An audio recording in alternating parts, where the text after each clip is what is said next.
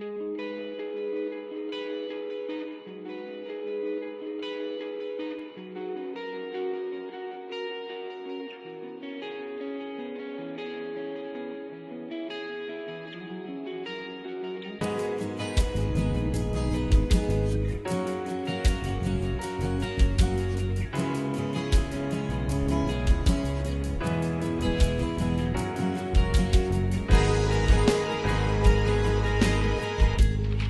great to be back home today. Today is not one of the 400 days a year of Sunshine Fran. So we're gonna, did it come out? Oh, well, it was raining and snowing when I came over. Great to be back and talk to you about manufacturing, what's happening in the state, a little bit about AWB. Most importantly, we're 110 years old today. This is our 110th anniversary. We are the voice for businesses here in the state at Olympia and in Washington, D.C., with two primary focuses. One, to serve as the State Chamber of Commerce. Second is to serve as the state's manufacturers group. So let's get right into it. Manufacturing in Washington State. I hope you can read these slides, but here are some highlights that are on the slides. The average manufacturer in Washington State makes a little over $82,000 last year. That's up $5,000 since 2010. You may wonder, why is that number so well this also includes aerospace and manufacturing that is here today. We are a strong export state. We're the third most trade-dependent state in the country. And while you may think of the typical states we export to, the emerging ones are the United Arab Emirates, Mexico, Cuba, and others. So exports play a strong mission in this state. So what does it mean locally here? Just a little under 7% of Tri-Cities workforce is in manufacturing. And the growth of manufacturing here in the Tri-Cities region has been just a little over 3.5% since 2005 to 2012, year over year. So where's the big growth happening? It's probably no surprise if you've driven over by the Port of Pasco and others. It's in food processing, it's in wine production, and other areas. These have been leading the region and leading the state in job growth, job creation, and export growth as well. So how does the Tri-City numbers compare to the Washington numbers? And they're on the slide here in front of you. This shares the number of employees here locally and then statewide in manufacturing, what the wage base has been, and what the average non-wage base has been. Again, important to note that the average manufacturing wage base is greatly impacted by the aerospace industry. And that's why you see that total number being close to $82,000 and change. So who are some of the state's manufacturers? I think when you look at the slide here, both locally and statewide, these are of no surprise to you. Great companies that are really leading the way in innovation, great companies that have a focus on STEM, great companies that really contribute to their community, both corporately and individually as well. So why is aerospace important? And we've spent a lot of time as a state and as an organization looking at this. And if you can't see this chart, I apologize. But this lists the number of aerospace-related companies in every county of the state. Now, you may wonder, does it mean anything to the Tri-City region here? Yeah, there's 60 companies that do aerospace right here in the Tri-City region. There are actually only 3 counties in the entire state that do not have an aerospace company in their county. So what is the impact of aerospace, and is it really meaningful? The industry alone had $11.5 billion in wages last year. Think about that, $11.5 billion in wages last year. It supports a little over 130,000 jobs. Boeing's impact in there.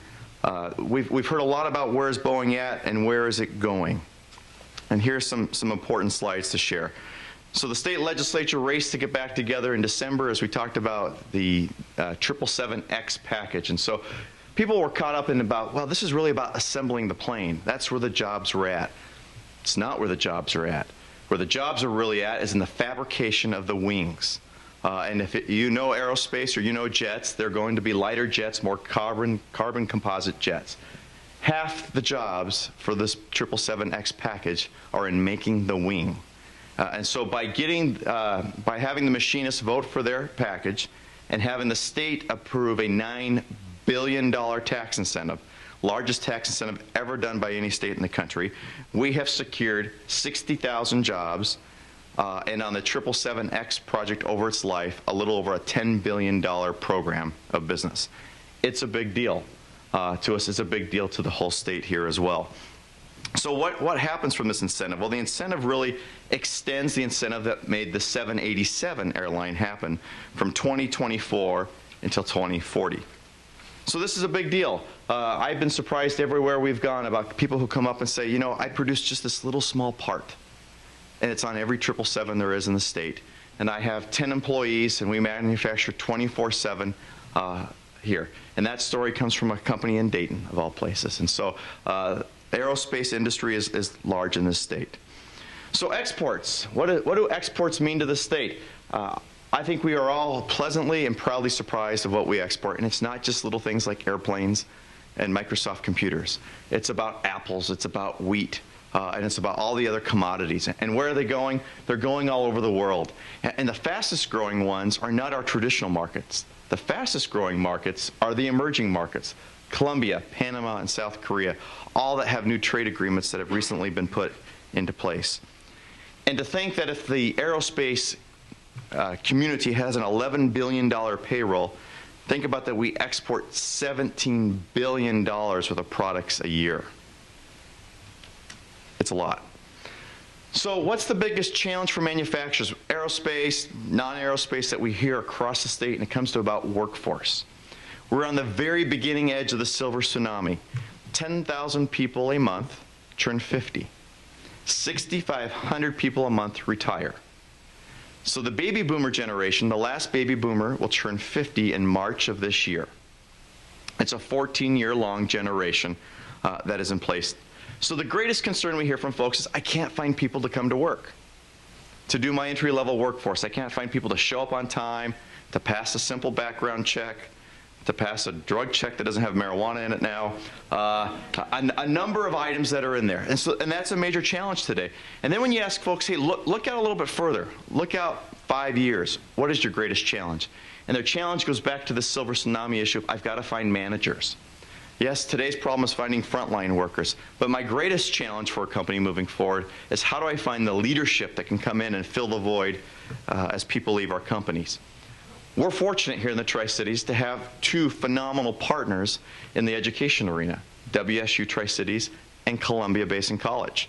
It's clear from our manufacturers that not every person that's going to get a job needs a 4-year degree, but they do need STEM, 2-year degree, or a certificate of training. And the great partner in responding to local needs and local demands is often a community college, and Columbia Basin is a great partner there.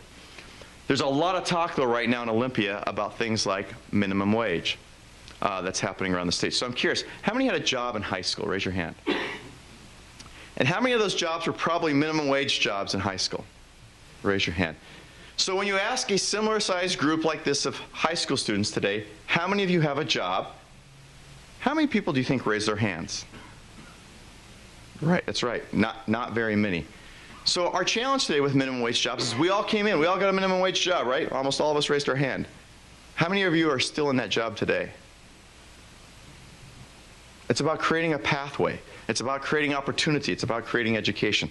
We're going to have a lot more conversation about about minimum wage in this state, as 30 other states are having it.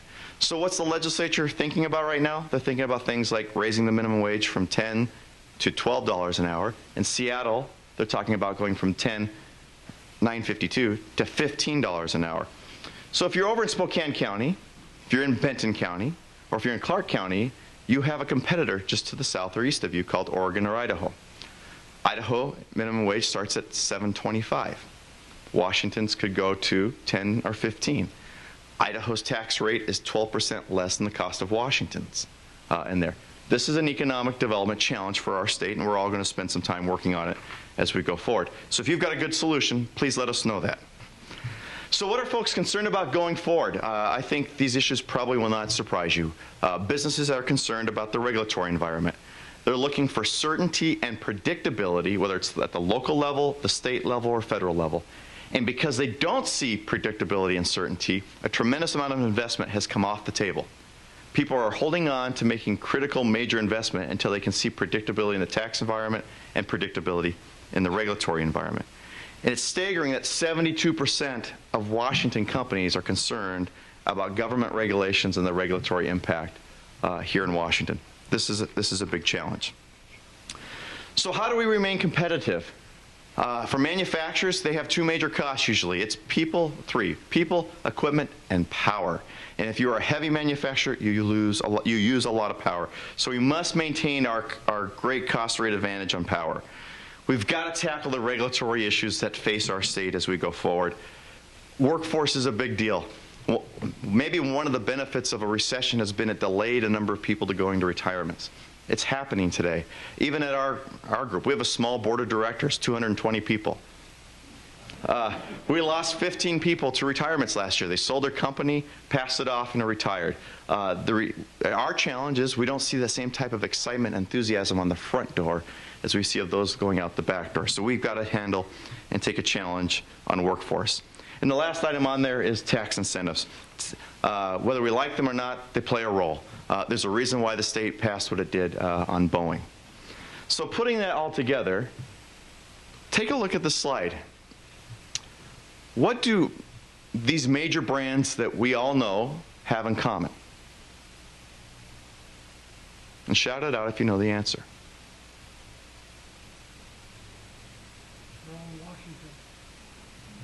Most of them have a presence in Washington. That's not the, look harder. They were all started in a garage or a dorm room. If you think about it, all started in a garage or a dorm room. So the challenge that we have is how do we create environments that more people think of these ideas? So more people that work at the National Lab are tinkering in their garage and take something to the workplace and say, I think we've got an invention here or an item here. These are all great brands. We all know them well, but they all started in a garage or a dorm room. So I'm going to close with just a couple last thoughts. I'm glad I'm up here before Barbara Johnson. She's going to talk to you about how great the retail is going. And since marijuana now is a legal product in the state of Washington, I'm curious to hear how about retail sales will be at the mall among this industry as we go forward here. And since I'm before Don's slide, thank gosh I don't have to follow you, I feel really good about where we're at. So in closing, manufacturing is growing. It is the base that's growing the fastest here in Washington. It's a base that's growing strong here in the Mid-Columbia. The jobs pay extremely well. The next generation of workforce has to have a STEM component to it, whether they have a high school degree, a certificate, a 2-year, or a 4-year degree. And I got to wrap up with this. I placed a wager with the Colorado Chamber. They said, hey, do you want to bet using marijuana and pot? I said, no. Even though our 2 states have it legal, I said, no, we're not going to do that. But we talked about the game and how proud we all are as Washingtonians of our Seattle Seahawks, and they have the same comment down there in Denver. So I ended the phone call by saying, go Hawks. Thank you.